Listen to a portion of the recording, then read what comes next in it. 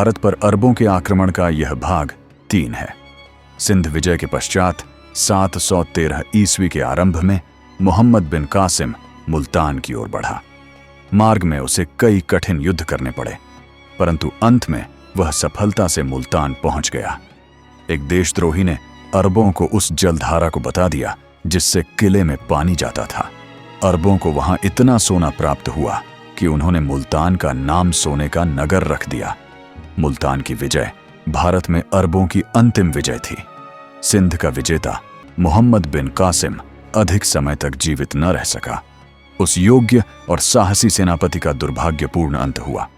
चचनामा में और उसका अनुसरण करते हुए मीर मासूम ने भी लिखा है कि दाहिर की पुत्रियां सूर्य देवी और परमाल देवी ने खलीफा के पास पहुंचकर यह शिकायत की कि मोहम्मद बिन कासिम ने 3 दिन तक उनको अपने हरम अर्थात जनान खाने में रखकर और उनके सतीत्व को भंग करके उन्हें खलीफा की सेवा में भेजा है।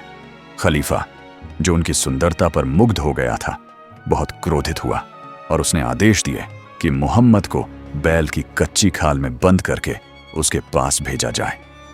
मोहम्मद ने उस आदेश का पालन किया और स्वयं को बैल की खाल में बंद कर लिया, जिससे उसका जीवन समाप्त हो गया। जब उसकी लाश खलीफा के सामने प्रस्तुत की गई तो राजकुमारियों ने यह स्वीकार कर लिया कि मोहम्मद का कोई दोष न था और उन्होंने अपने पिता की मृत्यु का बदला लेने के लिए उस पर यह आरोप लगाया था।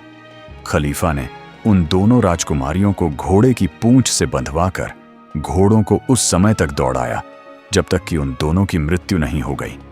इस प्रकार एक कथन के अनुसार मोहम्मद बिन कासिम की मृत्यु के लिए दाहिर की पुत्रियां जिम्मेदार थीं, परंतु आधुनिक इतिहासकार इस कहानी को सत्य नहीं मानते। मोहम्मद बिन कासिम की मृत्यु का वास्तविक कारण राजनीतिक था। 715 ईस्वी में खलीफा वालिद के पश्चात उसका भाई सुलेमान खलीफा बना। वह हज्जाज से असंतुष्ट था, परंतु उस समय तक हज्जाज की मृत्यु हो चुकी थी। इस कारण हज्जाज के संबंधी और समर्थक उसके असंतोष का शिकार बने। मोहम्मद हज्जाज का चचेरा भाई और दामाद था।